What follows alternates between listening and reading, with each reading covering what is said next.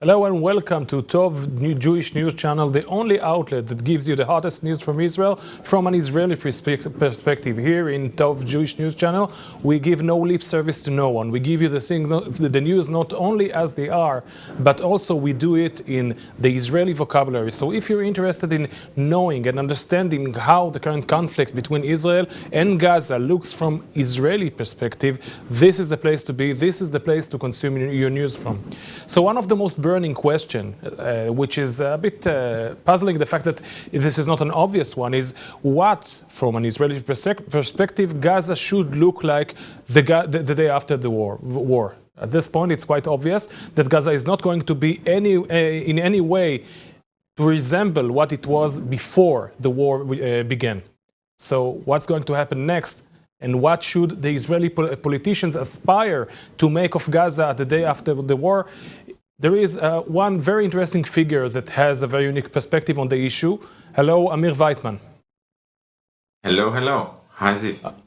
Amir, you're an Israeli resident, currently speaking to us from Geneva as part of an outreach campaign that you're running over there. You had the Libertarian caucus in the Likud party, but we're currently not discussing economics, but rather geostrategic issue, and specifically, what should Israel do with Gaza the day after? Let's start by shoving aside the ideas that are currently on the table. What is your opinion about the possibility that Israel will allow the Palestinian Authority to take control over the Gaza Strip right after the war? No, I don't think it's really on the table. I think the Prime Minister Netanyahu said that very clearly, that whatever happens, the Palestinian Authority is not going to be in charge of the Gaza Strip. We want to understand that there is no material difference between Hamas and Abbas and the Palestinian Authority. Both of these players want to murder all the Jews. They want to commit genocide on all of us. We all know that the overwhelming majority, actually, of the Palestinian society wants to commit genocide. And how do I know that? I know that because just a few weeks ago, at the beginning of November, Khalid Shekaki, I think it was, who is the number one Palestinian poll maker, made a poll in the name of Birzeit University, which is the leading university, Palestinian university in Judea and Samaria. And they asked the Palestinian public, both in the Gaza Strip and in Judea and Samaria, in the West Bank, what are your opinions as concerning what happened on the October the 7th? Are you supportive, very supportive, mildly supportive, or not supportive, or they don't know? So 75% of all Palestinians answered that they are supportive, very supportive mostly, and in some cases mildly supportive.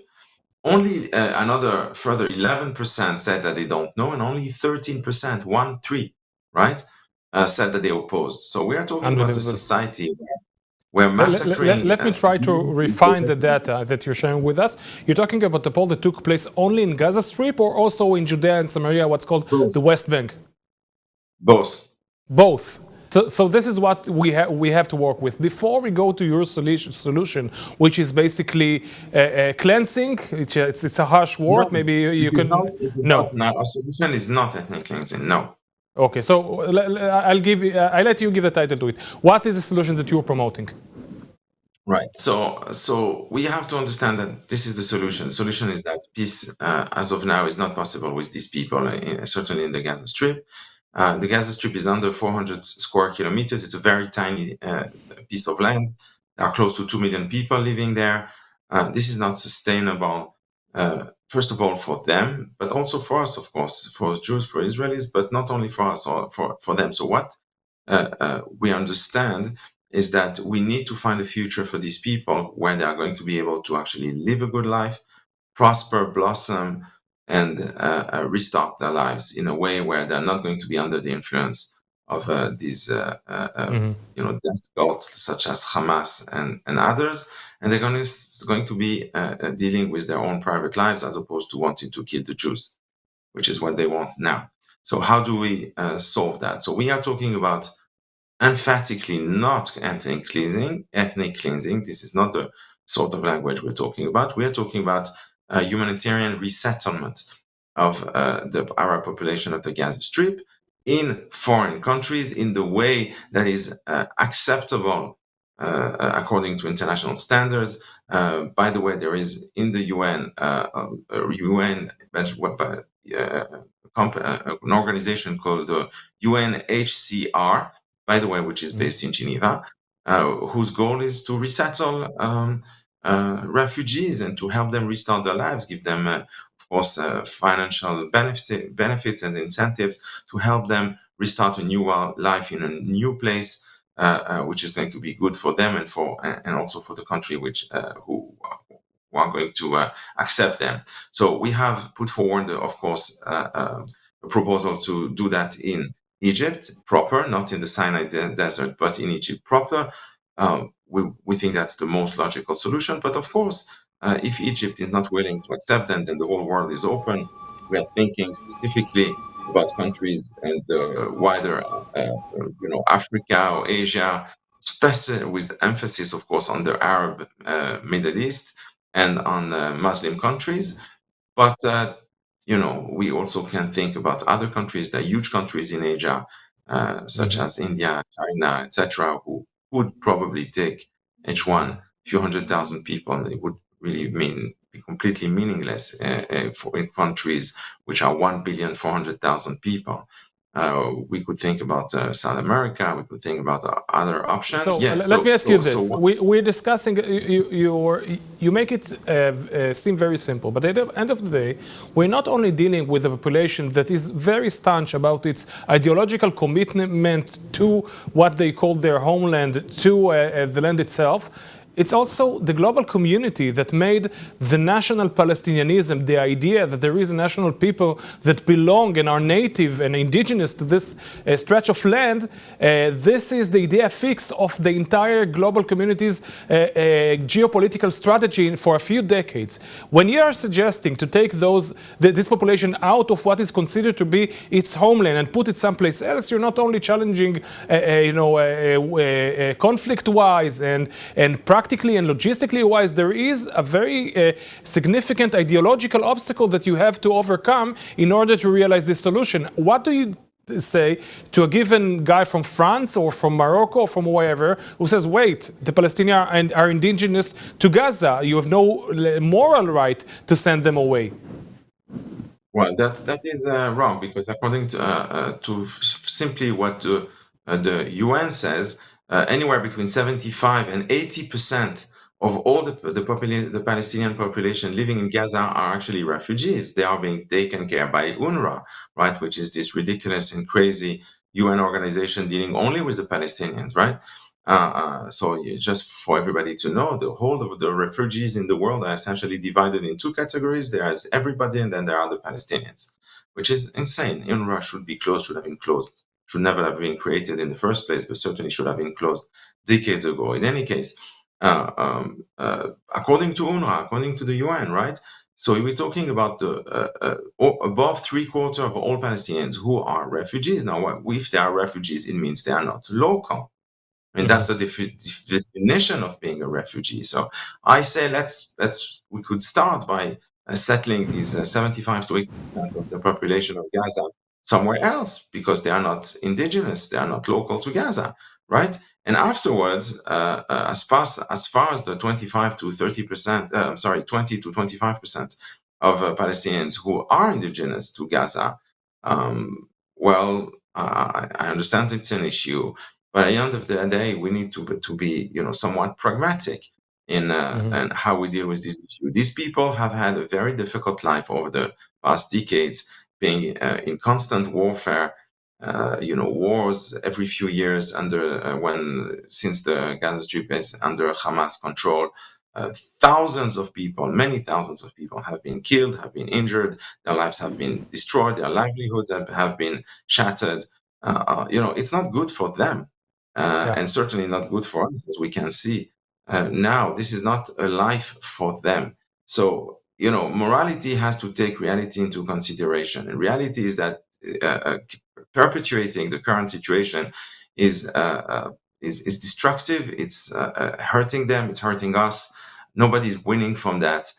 And it's not even giving them a state, because as we can see, we pulled out of Gaza in 2005, and it didn't lead to them having a state. It led them to only doing one thing, which was getting ready for the next war with us. That's what they've been doing for the past over 18 years. This is not reasonable, and we have to admit that this situation is very bad for them, it's very bad for us, and it's very bad for the whole region and the whole world. We see that this is creating a huge amount of instability in the world. And we need stability is very important. Peace is very important. And the fact that human beings can live peacefully is very important. And yes, in some cases, we have to do some things which may not be ideal. I agree. Nobody is saying that what we're proposing is ideal. What we are saying is that considering the circumstances, I think considering the human cost that is being paid in lost lives, in unfortunately in kids being killed, not only on our side, not only on the Jewish side, no, also on the side of the Palestinian. This is not something that anybody can look at and be happy. No, we're not happy with that. We're very so you're sad. basically saying that this is a humanitarian outcome of the unfortunate situation that currently exists. So let me ask you this. So earlier in this interview, I mispronounced and accidentally used the term cleansing. You rightfully alarmed and said, no, this is not ethnic cleansing, this is humanitarian solution. But one who's standing from the outside and trying to scrutinize your idea would say there is no difference. It's just a different headline. It's the same thing. You call it a humanitarian evacuation and enterprise, but at the end of the day, this could be described as ethnic cleansing, because what you aspire to do is to take this place, which is currently the home of millions of Arabs, and say there should be no Arabs over there. This is ethnic cleansing. What would you answer such a person? Well, no, it's not true, because if you look, for instance, what happened just 2 months ago, literally at the end of September or early October in Azerbaijan, in Nagorno-Karabakh, you could see that the overwhelming part of the Armenian population had to leave that region because it came under military control of Azerbaijan. But Azerbaijan did not forcefully kick them out. They said, you can all stay. But they chose to leave because they understand that they don't want to live under the rule of Azerbaijan. I can understand the Armenians, by the way, but the result is that they all left, almost all of them. My point is that here also this is not a situation that is ideal. I agree with that, but we are not coming here to massacre everybody and say either you leave or we kill you. This is not the situation. The situation is that, objectively speaking, the situation in the Gaza Strip has become unlivable. It is just not possible to carry on this way, and therefore we have to be cognizant of this fact and recognize that this is reality, and therefore give a humanitarian solution to these people. These people have to have a life. We cannot just hold them prisoner to the desire to carry on the war against Israel and the Jews. This is just not reasonable. They are not objects. These people are people. They have the right to have a life. They have the right to have a job. They have to have the right to live. They have the right to have health. They have the right to have education, etc., etc., etc. And it is just not possible to carry on in a normal life in the Gaza Strip because of the circumstances. So we have to understand that, accept that, and give them a solution. This is all. So basically what you're saying, as a person whose political comfort zone is economics, you're basically saying what the Turks have made, or the Azar have made in Azerbaijan, in Nagorno-Karabakh, is incentivize them. First, they incentivized them to live where they were before the war. Then they created incentives someplace else for them to go to. Now, since Israel is in a self-defense war due to what Hamas have done, we are legitimately doing what we're doing in Gaza. We have no other choice but making life in Gaza impossible for the people who live there. Now the only thing left to do is to create the incentive someplace else for those people to go to. And this is not ethnic cleansing. Ethnic cleansing is basically putting bayonettes on your rifles and kicking people away and telling them that if they stay, they die. This is the difference. Exactly. I fully agree with you. Okay. So Amir Weitmann, the head of the Libertarian Caucus in the Likud Party, thank you very much for, first of all, putting this idea on the table, and second of all, for sharing it with us here on Tov TV. Thank you very much. Thank you.